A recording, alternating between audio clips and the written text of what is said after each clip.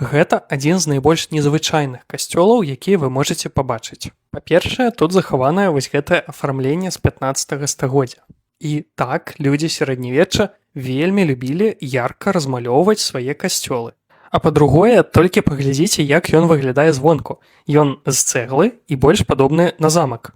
Гэта касцёл у Альбі, на поўдні Францыі.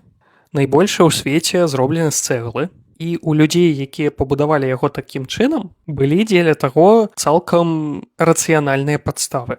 Што вельмі характэрна, епіскап, які пабудаваў гэты касцёл у 13 стагоддзі, быў яшчэ і главой інквізіцыі.